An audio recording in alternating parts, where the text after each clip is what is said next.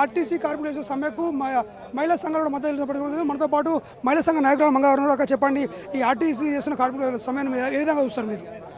ఇవాళ తెలంగాణ రాష్ట్రంలో ఆర్టీసీ కార్మికులు సమ్మెకు శంఖారావం పూరించారు.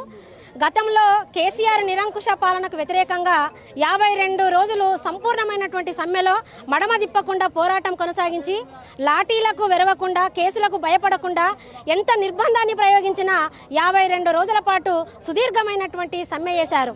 ఆ సమ్మెలో విఫలయత్నం చేసి ఆ రోజు ఉన్నటువంటి కేసీఆర్ నిరంకుశ పాలన ఆ రోజు యూనియన్లే లేకుండా చేసి సమ్మెను విఫలం చేశారు.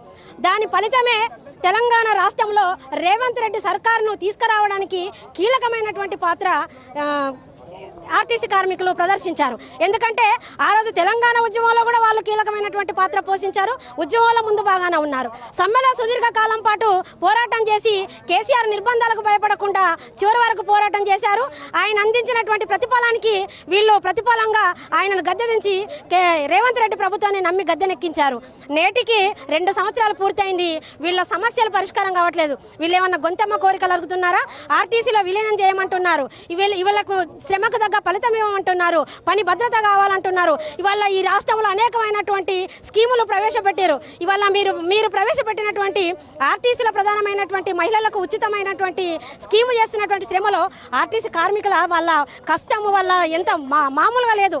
ఇవాళ 80% మంది మహిళలు ఎక్కితే ఆ లెక్కలు కూడా లెక్కల్లోకి తీసుకోకుండా కనీసం వచ్చేటువంటి పైన వచ్చేటువంటి 100 కూడా ఇవాళ పొట్టగొట్టేటువంటి కార్యక్రమాన్ని మీరు చేస్తూ ఉన్నారు. ఇవాళ ధరలు ఆకాశాన్ని అంటుతున్నాయి. వీళ్ళు అడిగే కోరికలు గొంతమ్మ కోరికలు కాదు. ఒక పక్క విద్యా వైద్యం అంతా కార్పొరేటీకరణ అయిపోయింది. కాబట్టి దానికి అనుగుణంగా మరి పెంచాల్సినటువంటి అవసరం ఉంది. ఇంకా 2 PRCలు బాకీ ఉన్నారు, అవి చెల్లించాల్సినటువంటి అవసరం ఉంది. కొత్తగా కమిటీలు వేయాల్సినటువంటి అవసరం లేదు. వీళ్ళేమో దేశద్రోహులు కాదు. మీరు కమిటీలు వేసి పరిశీలించడానికి వీళ్ళేం గొంతమ్మ కోరికలు అడుగుతలేరు. ఖబర్దార్ రేవంత్ రెడ్డి ప్రభుత్వాన్ని మేము ఇప్పటికీ అడుగుతున్నాం. ఇప్పటికీ అక్రమ కేసులతోని కోర్టుల చుట్టూ తిరుగుతున్న వాళ్ళు ఉన్నారు. అందులో మేము కూడా ఇలా CPIML న్యూ డెమోక్రసీ ప్రగతిశీల మహిళా సంఘం కార్యకర్తల మీద కూడా కేసులు ఆర్టీసీ సమ్మెలో పాల్గొన్నందుకు పెట్టిండ్రు. ఆ కేసులు కొట్టివేయలేదు. ఫలితంగా ఇవాళ కార్మికుల్ని ఇంటికి పంపించేటువంటి కార్యక్రమం చేస్తూ ఉన్నారు. 50,000 పైచిలకు ఉన్నటువంటి ఆర్టీసీ కార్మికుల్ని వల్ల 39,000కు కుదించారు. అంటే ఇది దేనికి సంకేతం? ఇవాళ ఆర్టీసీ రంగాన్ని మూసివేయడం కోసము పెద్ద ఎత్తున కాంగ్రెస్ ప్రభుత్వం కూడా కుట్ర చేస్తూ ఉంది.